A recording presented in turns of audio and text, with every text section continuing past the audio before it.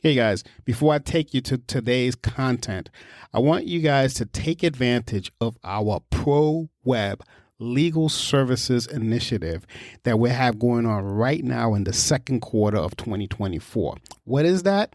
Well, it's a website that you get 100% full-blown website with 1 year maintenance, comes with SSL certificate, hosting, etc., all for 50% less than the normal cost. This offer used to be $4,500. We're now giving it to you for $2,250, 100%, no strings attached. All you have to do is go to the show notes right now and click on the link where it says Pro Web Legal, and you'll get all the information. So until then, enjoy the show.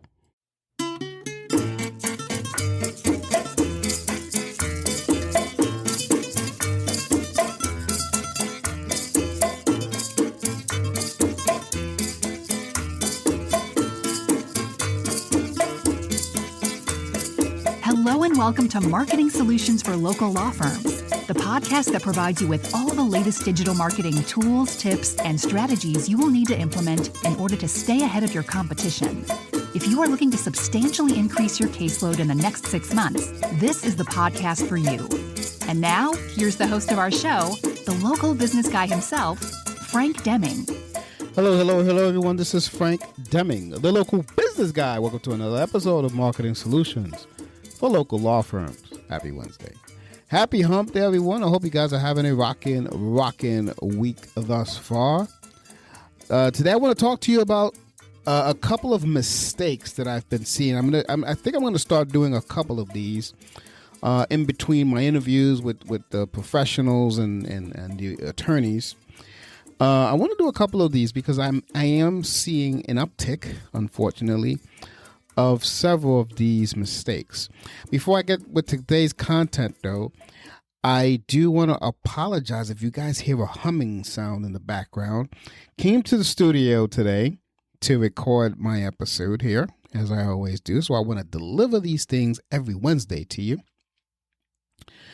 And the groundskeepers outside here decided to start doing some not leaf blowing. I really don't know what they're doing. They're blowing some kind of things. It looks like they did some clippings. It's in the springtime here in the East Coast, and a lot of clippings and all that stuff, and they're just making a hell of a noise. So if you can hear that, I apologize in advance. Anyway, without further ado, let's go over today's content. I want to talk to you about a huge mistake that I've been seeing, and I've been not been seeing, mostly hearing from people that I'm working with in terms of measuring the data or misunderstanding data measurements. Let's just call it like that, because measuring data has nothing to do with just looking to see how many people called you, or looking to see, how many visitors are you getting per week or whatever.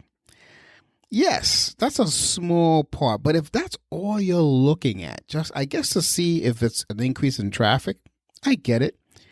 But you want to go a little deeper than that. And that's what I'm here to talk to you about today. I want to talk to you about understanding data measurements, okay? Because it's very, very, very important for you to grasp it, because that's how you're going to know whether, that's how you're going to know how to pivot, if you will, if you need to, as the data's coming in from your reports, whether you're doing it yourself or you're outsourcing it to someone else. Understand the data is so important. From a marketing standpoint, especially a digital marketing standpoint, I can't tell you how important that is. So let's go over the things that you should be analyzing, other than just how many people visited you on a week or how many phone calls you got. Yeah, that's pretty cool. The more important thing about that data is visitor behavior. Where did they come from? How long are they staying on your page? And when they do stay on your page, where do they go? Where do they normally land? Like, for instance, if are they really engaging with your content? And you'll know this based on how long they're on the page, obviously. That's called engagement data. Okay. So if you are looking at your reports and your reports don't have any of this information to you, then the reports, unfortunately, mean nothing. So first of all, you can use any tool you want, but use Google Analytics because it's free. But you have to configure it properly so that it gives you the reports you're seeking. Tie it to your Google Tag Manager. There's certain ways of doing it, but that's a very important tie right there. Your Google My Business GA4, the new version, tie it to Google Tag Manager, and you can configure it in a way where you can give you the reports that you really need. But there are other tools out there that give you the same thing, and quite frankly, less complicated than Google Analytics.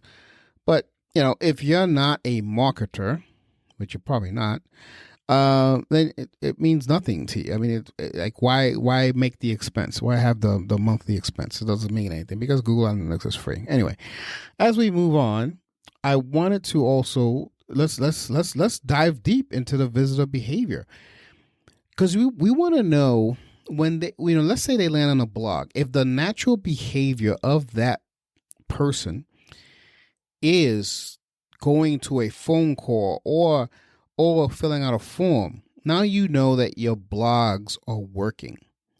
Okay.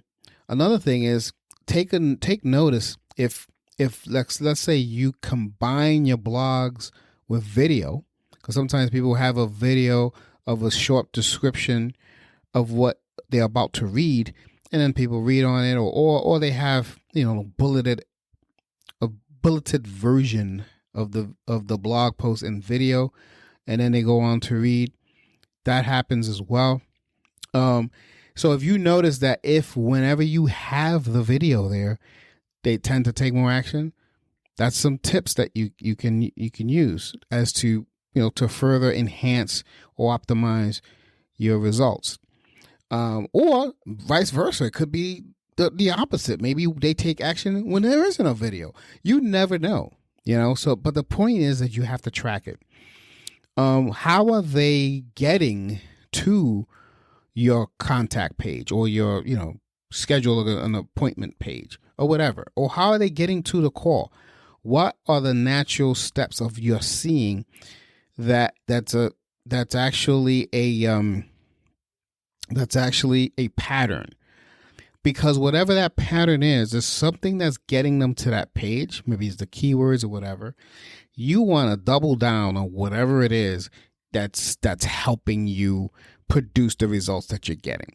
Okay, so that's visitor behavior. Very important that we understand that, we analyze it, and then we double down to make sure that we duplicate the results. Another thing is, how is the content generating engagement? How long are they on the page? Here's the rule of thumb. If they're 3 minutes or more on pages, it's generating engagement. Okay? That they're doing something. Now, if they're 3 minutes or more on the page and then they're taking an action, not only is it you're getting engagement, there's also results coming from it. Okay? Are you tying your blog posts, let's say, or your videos to your social media content? Very important, because we want to measure those results. We want to measure, if they're coming from social media in the first place, or if the behavior is dictating that from your blog post, they're going to your social media. to check you out on social, because that's going to tell you, oh, I need to put more content out on social media, right? So all of these things is what I mean by measuring data, because it helps you with your marketing endeavor. Period. Because the behavior of the client, of your potential clients, is so paramount to your success. Is unbelievable. Now, and again, I'm talking strictly about organic traffic. I'm not talking about paid traffic. That's a totally different animal. I'll probably do a podcast episode on that in and of itself. Here I'm talking about organic traffic, content marketing.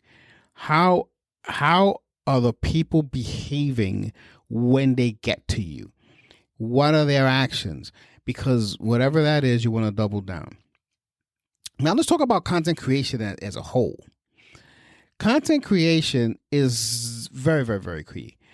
And it's but more importantly is how you're creating the content, or what content you're creating, or what content you're sending out.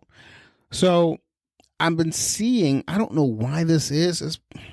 My guess is because people are seeing other attorneys doing this, I guess, because it is an increase in it. You don't want to overtly push your services. Okay. You don't, basically what I mean by this is you don't want to sell with content. Content is for helpful and informative information only. Because the theory behind that is that your content is so informative and is so helpful that it will eventually turn into business. Now, again, and I'm going to repeat myself, I've said this many times, content marketing is not the fastest form of getting results. Content marketing is something that you should do as as an add-on. I totally go with paid media, go with Facebook ads, go with Google ads, TikTok ads, YouTube ads, whatever, for that immediate satisfaction.